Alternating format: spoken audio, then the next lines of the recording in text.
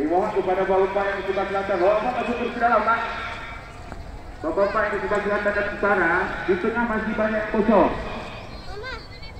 Di tengah masih banyak yang kosong.